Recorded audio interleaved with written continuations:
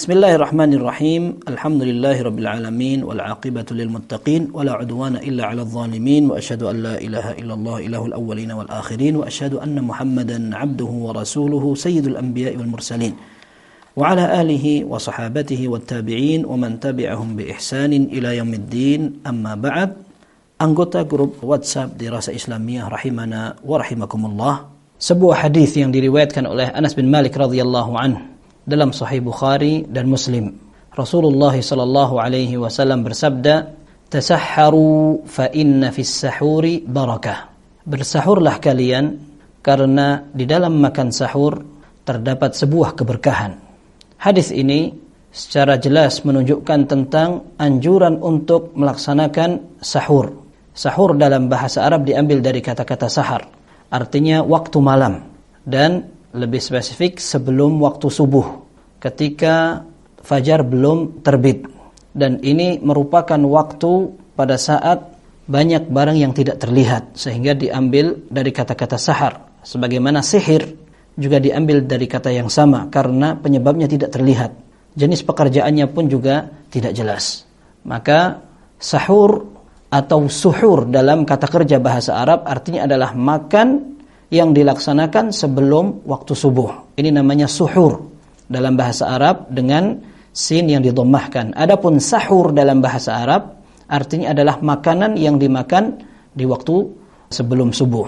Dan kita sebutkan dari hadis Nabi sallallahu alaihi wasallam bahwa dalam makan sahur terdapat keberkahan. Sehingga sekalipun seseorang barangkali mendapatkan rasa kuat atau dia merasakan bahwa belum terasa lapar, akan tetapi merupakan anjuran Nabi sallallahu alaihi wasallam ketika seseorang akan melaksanakan puasa, dia ditekankan sekali untuk melaksanakan makan sahur.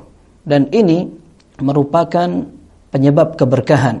Dan disebutkan oleh para ulama apa tanda-tanda keberkahan yang ada pada makan sahur. Berkah itu sendiri artinya adalah bisa berkembang dan bisa bertambah, bisa jadi pahalanya banyak. Dan An-Nawawi rahimahullah dan juga Al-Hafidz Ibnu Hajar rahimahullah, beliau mengatakan bahwa di antara tanda keberkahan dalam makan sahur adalah ketika seseorang bisa menerapkan perintah Nabi sallallahu alaihi wasallam. Cukup seorang melaksanakan apa yang dianjurkan dalam syariat, apa yang dicontohkan oleh Nabi sallallahu alaihi wasallam dalam makan sahur, maka itu merupakan sebuah keberkahan yang besar sekali. Ditambah lagi, orang yang melaksanakan sahur, terlebih dia bisa mengakhirkan waktunya, dia akan lebih terdukung untuk melaksanakan ibadah lainnya ketika dia menjalankan puasa. Karena fisiknya akan terbantu. Dan ini merupakan salah satu tanda keberkahan.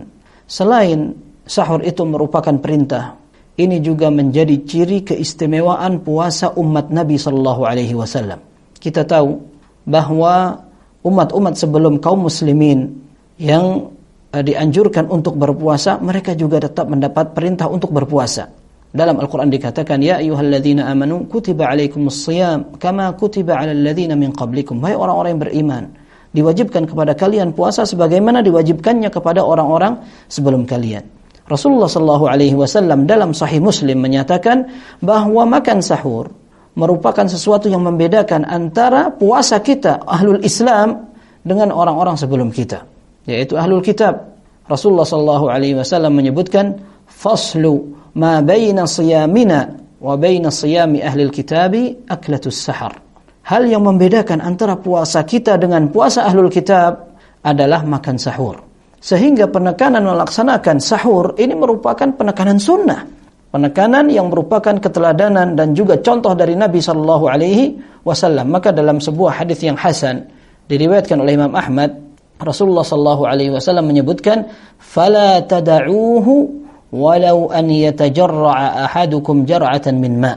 Maka jangan kalian tinggalkan makan sahur. Hatta seandainya sekalipun salah satu di antara kalian hanya melaksanakan minum dengan jumlah sedikit, menyeruput atau minum setegak air. Akan tetapi ketika dilaksanakan waktu sahur, maka dia telah menerapkan sunnah. Rasulullah sallallahu alaihi wasallam menyebutkan, "Fa innallaha wa malaikatahu yusalluna 'alal mutasahhirin." Karena sungguhnya Allah dan malaikatnya memberikan salawat kepada orang-orang yang makan sahur. Para ulama mengatakan salawat yang dilakukan Allah Azza wa Jalla kepada hambanya artinya adalah pujian di depan para malaikat. Kemudian salawat yang dilakukan oleh malaikat artinya adalah doa kepada orang yang diberikan salawat. Sehingga ini kelebihan juga untuk orang-orang yang melaksanakan sahur. Mereka mendapat pujian dari Allah Azza wa Jalla dan juga mendapatkan doa dari para malaikat. Termasuk di antaranya Rasulullah SAW memuji sahur pada makanan tertentu. Dalam hadis yang diriwayatkan oleh Abu Dawud, Ibnu Hibban, Al-Bazzar dan lain-lainnya dengan sanad yang sahih, Rasulullah SAW menyatakan, "Ni'ma sahuril mu'mini at-tamr." Sebaik-baik makanan sahur untuk orang beriman adalah buah kurma. Para ulama menyebutkan bahwa kurma merupakan makanan yang mengandung berkah. Ditambah ketika para ulama ingin menyebutkan tentang keistimewaan kurma, selain keberkahan juga terdapat energi karena rasa manis, kemudian buah yang tidak banyak mengandung campuran dan sebagainya, sehingga kurma ini akan membantu orang yang akan melaksanakan puasa. Kalaupun seandainya seseorang tidak bisa melaksanakan sahur dengan kurma, maka tidak apa-apa. Akan tetapi dia berusaha tetap untuk melaksanakan makan sahur. Karena itu juga sebagaimana kita sebutkan, merupakan sebuah ibadah yang dianjurkan sekali. Hukum makan sahur sendiri para ulama menyebutkan hukumnya sunnah. Sebagaimana Ibnul Munzir rahimahullah dan juga Imam An-Nawawi rahimahullah menukil ijma' atau kesepakatan para ulama yang menjelaskan bahwa hukum makan sahur adalah sunnah dan tidak merupakan kewajiban. Sekalipun sunnah, maka ketika Rasul sallallahu alaihi wasallam merintahkan, maka ini menjadi sesuatu yang istimewa sekali. Dan satu lagi, sahur yang ditekankan adalah pada saat kita bisa mengakhirkan makan sahur itu. Bukan dilakukan jauh-jauh waktu sebelum salat subuh. Dalam hadis yang sahih diriwayatkan oleh Imam Bukhari, Anas bin Malik radhiyallahu anhu bertanya kepada salah seorang sahabat yang bernama Zaid bin Thabit. Zaid bin Thabit radhiyallahu anhu, beliau bercerita, "Tasahharna ma'a Rasulillah sallallahu alaihi wasallam thumma qama ila shalah." Kami pernah sahur bersama Nabi sallallahu alaihi wasallam, kemudian tidak lama setelah itu Rasulullah sallallahu alaihi wasallam beranjak untuk melaksanakan salat subuh. Maka kata Anas bin Malik radhiyallahu anhu, aku bertanya kepada Zaid bin Thabit, "Kam kana bainal adhani was sahur?" Berapa kira-kira jarak antara beliau selesai dari melaksanakan sahur dengan azan?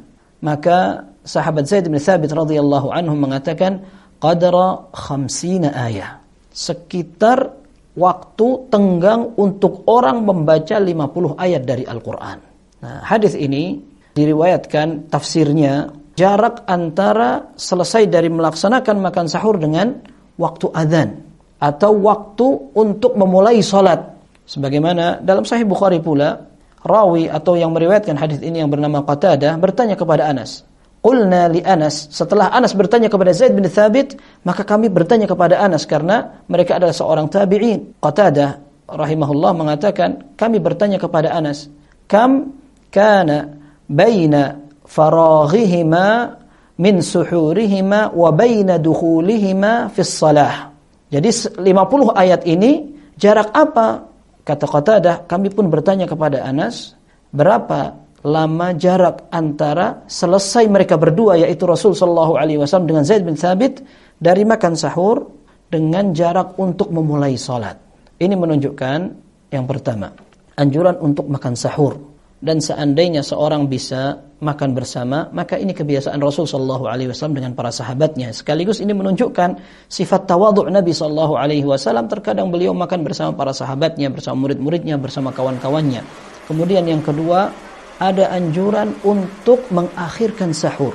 Karena penegasan dalam hadis ini menunjukkan bahwa makan sahur Nabi sallallahu alaihi wasallam dengan salat jaraknya sedikit, yaitu jarak yang cukup untuk membaca seseorang 50 ayat dari Al-Quran. Dan ini juga menunjukkan bahwa mereka para sahabat terbiasa menceritakan tentang lama atau pendeknya sebuah waktu dengan bacaan Al-Quran. Karena seringnya mereka membaca Al-Quran dan kedekatan mereka dengan Al-Quran membuat mereka mudah untuk membayangkan kira-kira sekian ayat berapa lama. Dan para ulama menyebutkan 50 ayat yang dibaca merupakan ayat yang sedang, bukan ayat yang panjang, bukan pula ayat-ayat yang pendek.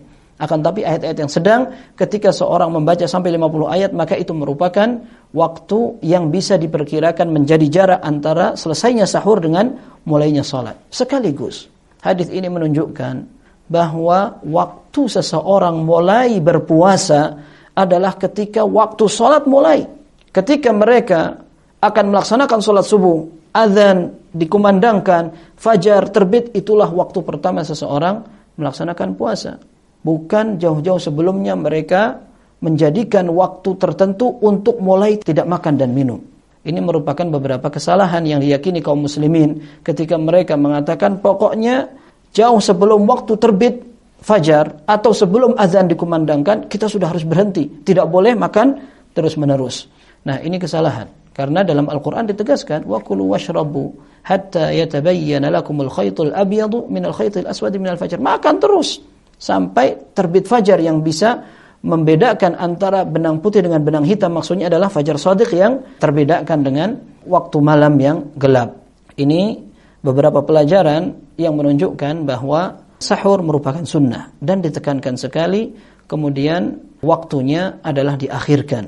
Dan Rasul sallallahu alaihi wasallam menyebutkan dalam hadis yang sahih lainnya mengatakan inna bilalan yu'adzinu bilailin fakulu washrabu hatta yu'adzina ibn ummi maktum. Sungguhnya Bilal, Rasulullah SAW memiliki 2 muadzin. Sungguhnya Bilal azan di waktu malam, artinya sebelum azan yang masuk subuh. Akan tapi ini azan pertama. Maka kalian silahkan makan dan minum sahur, teruskan sampai muadzin kedua mengumandangkan azannya. Itulah waktu sudah masuknya waktu subuh. Dan antara 2 muadzin ini jaraknya hanya sekedar yang pertama turun, kemudian yang kedua naik untuk melantunkan azan. Maka ini bukan jarak yang panjang sekali, akan tapi menunjukkan bahwa seseorang tetap boleh makan dan minum sampai betul-betul waktu azan dimulai. Semoga Allah Azza wa Jalla membimbing kita dalam melaksanakan sunnah-sunnah di bulan puasa ini, dan Allah Azza wa Jalla menerima amal ibadah kita semua. Wa sallallahu wa sallam wa baraka ala nabiyyina Muhammad wa ala alihi wa sahbihi ajma'in. Walhamdulillahi rabbil alamin.